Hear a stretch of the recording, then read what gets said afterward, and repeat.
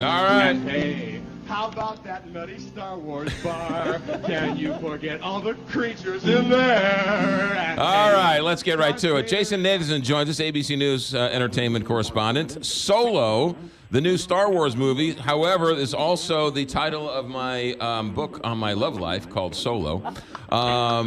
Jason Nathanson, good morning. Welcome to the show. Two solid jokes there, the Solo joke and the Bill Murray. I love it. We're here for you. All right, so explain to us where this Star Wars movie falls in the diagram. This is the backstory of Han Solo, how he meets Chewbacca, how he gets the Millennium Falcon, that kind of stuff. How he became the character that we all saw and grew to love, played by Harrison Ford in the first trilogy.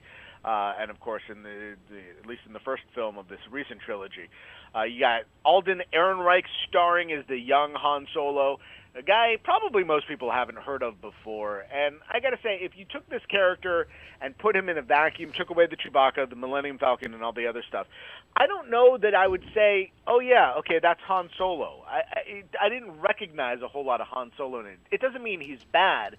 He's just, it's not a Harrison Ford impersonation, which that on its own is a good thing. Right. But I didn't get a whole lot of Han Solo-ness from him. The movie itself, I enjoyed.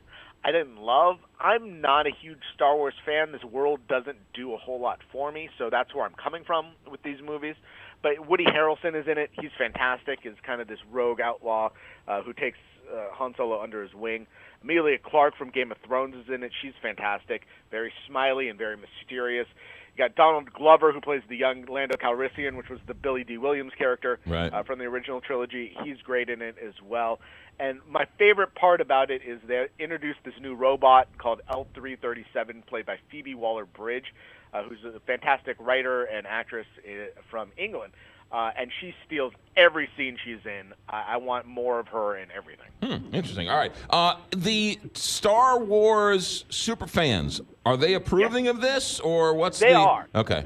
All right. They are, and there was a lot of concern about this for a lot of them because this is the movie where it started with directors Phil Lord and Chris Miller, who are a great team who've done the Lego movie and some other stuff.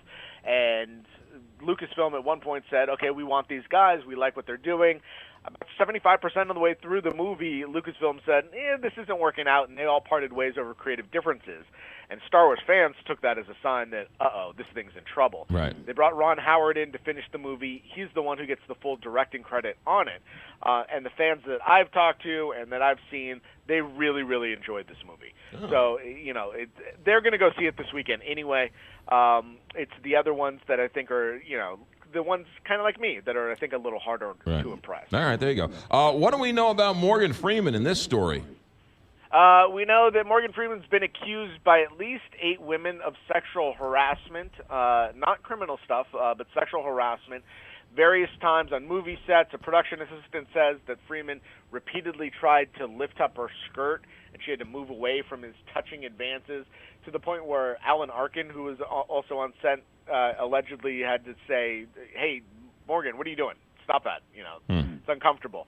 And there's other allegations of a similar nature. Comments that he made during interviews are coming out now that are all on tape that look kind of creepy to a lot of people. Freeman... What has Morgan Freeman said? Freeman has said, he put out a statement yesterday. When the original CNN article came out, he did not comment for that. But after it came out, he put out a statement saying, anyone who knows me or has worked with me knows I am not someone who would intentionally offend or knowingly make anyone feel uneasy. I apologize to anyone who felt uncomfortable or disrespected. That was never my intent. Mm-hmm. All right, we'll have to leave it there. Jason Nathanson, ABC News, entertainment guru. Thanks for checking in. Have a good weekend. Take care. You got it.